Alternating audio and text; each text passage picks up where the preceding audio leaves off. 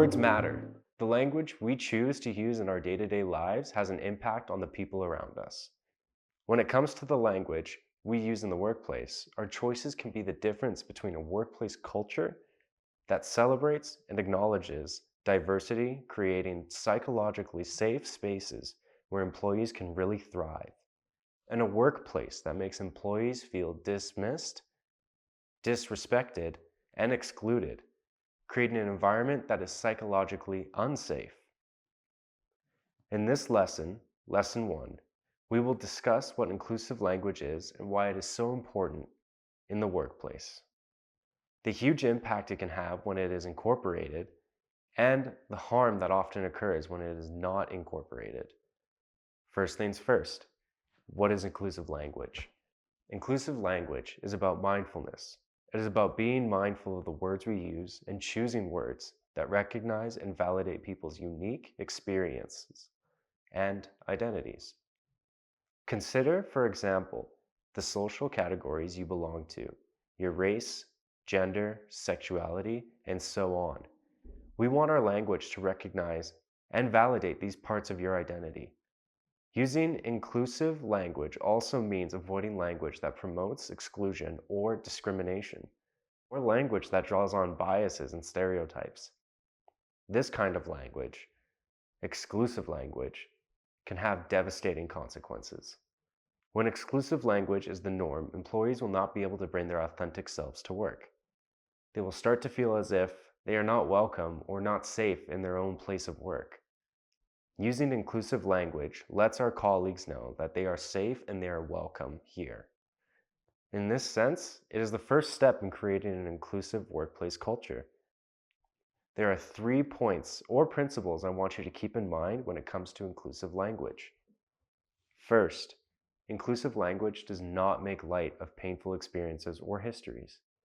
This means that inclusive language does not trivialize experiences like sexual assault, domestic abuse, or suicide, or histories like the transatlantic slave trade, the internment camps of World War II, or the forcible sterilization of persons with disabilities.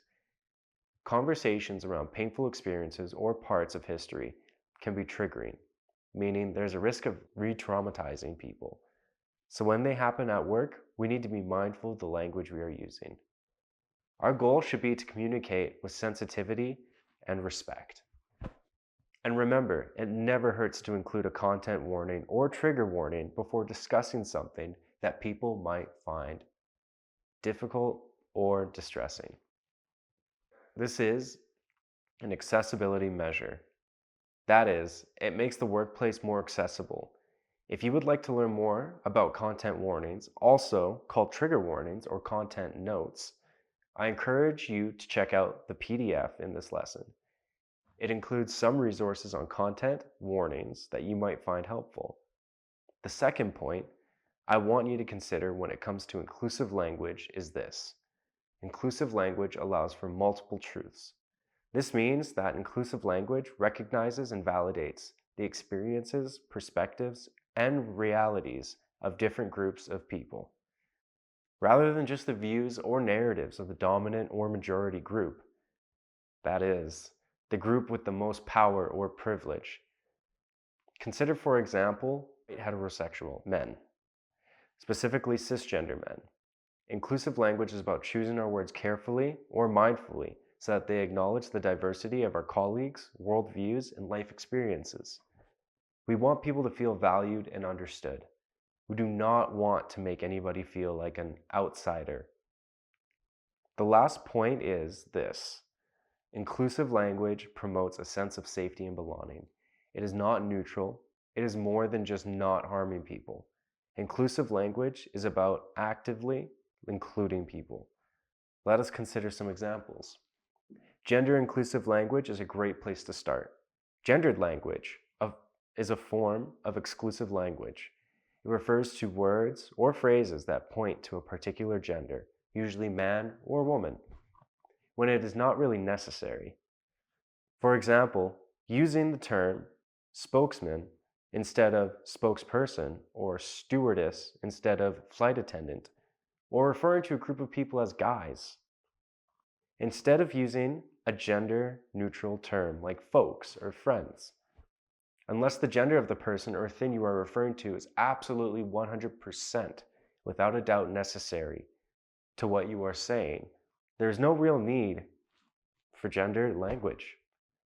Gendered language reinforces sexist or misogynistic stereotypes about what is quote unquote feminine and quote unquote masculine. Gendered language also suggests that there are only two genders, men and women, excluding anybody who does not identify as either man or woman, for example, people who are non-binary or gender fluid. And apart from using the correct pronouns, for example, using they, them pronouns in reference to your non-binary colleague, who specifically asked that you use they, them pronouns.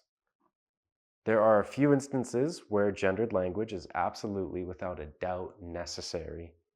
As a side note, if you would like to learn more about using the correct pronouns, I encourage you to return to Module 2, specifically Lesson 14.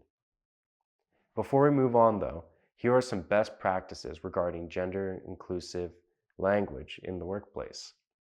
First, check to see if any of the job titles at your organization end with man. If they do, change them so that they are gender neutral. For example, salesman would become salesperson, sales representative, or sales associate. This is an important thing to consider when it comes to writing job postings, which we will talk about in Module 5. Second, start introducing yourself with your pronouns. Hi, I'm Sasha. I use he, him pronouns. You can also add your pronouns in your email signature or to your name, tagged during your virtual meetings. Third, try to avoid gender terms like boyfriend or girlfriend or husband or wife when it comes to relationships. Instead, try using the term partner in place of girlfriend or boyfriend, and spouse in place of husband or wife. This makes it easier for queer employees to participate in these conversations and talk about their relationships without having to come out to their colleagues. It is important to note, though, that using terms like boyfriend or girlfriend or husband or wife can be empowering for employees who are openly queer. That is, employees who have already come out to their colleagues because they affirm their queer identity. If you have a colleague who is queer and who uses gendered terms like girlfriend or wife in relation to their partner, the best thing to do in that case is follow their lead. Fourth, avoid dead naming. Dead naming is when you call your trans or non-binary colleagues by their dead name. So, the name that they used before they transitioned. Because a lot of people change their names when they come out or when they start their transition. Dead naming can be really, really harmful, and we want to avoid it as much as possible. Now, let us talk about inclusive language and disability. When addressing individuals with disabilities, avoid terms that suggest victimhood or powerlessness. For example, using wheelchair bound in reference to someone who uses a wheelchair as opposed to just saying wheelchair user. Or saying someone suffers from a disability as opposed to just saying that they have a disability. People with disabilities are not victims, and they are not powerless. We also want to avoid words that have historically been used against people with disabilities.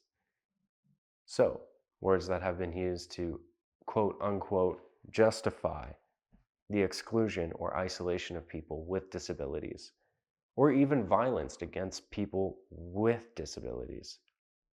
Consider, for example, the word lame, which has been used against people with mobility-related impairments, or the R word, which has been used against people with cognitive impairments. Words like crazy, insane, or psycho have also been used against people with disabilities, specifically with psychiatric disabilities, that is, people who struggle with their mental health, along with people who are neurodivergent. Another thing we want to avoid is using mental health as a metaphor.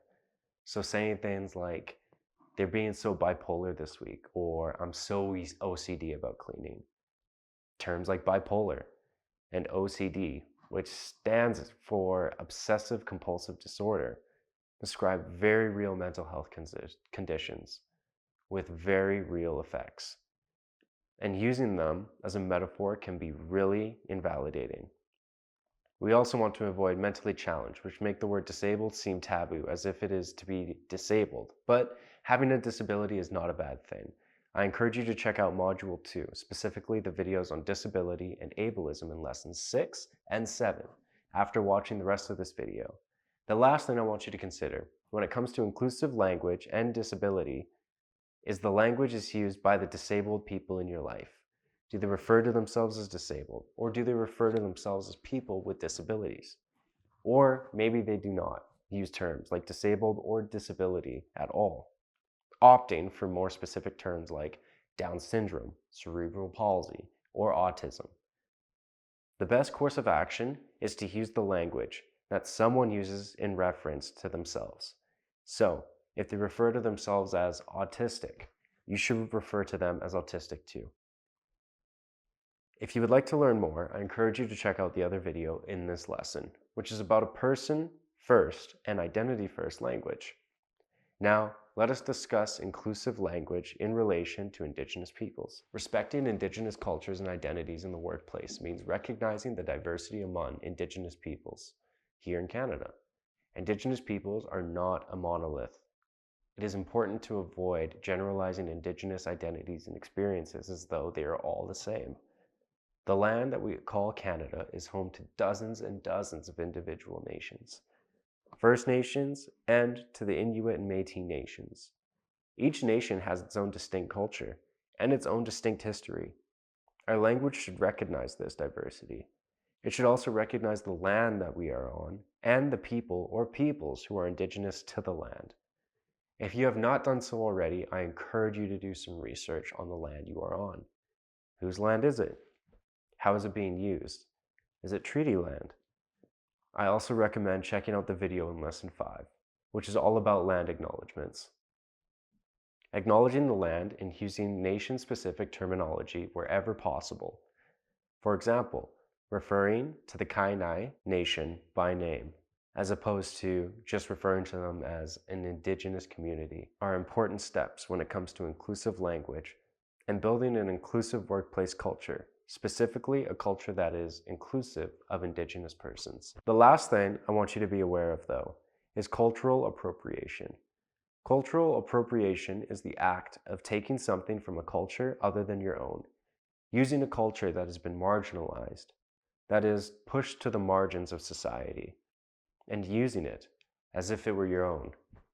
Consider, for example, art, music, and clothing. In this case, we are talking about phrases that come from Indigenous cultures, but have been appropriated or co-opted by people who are not Indigenous.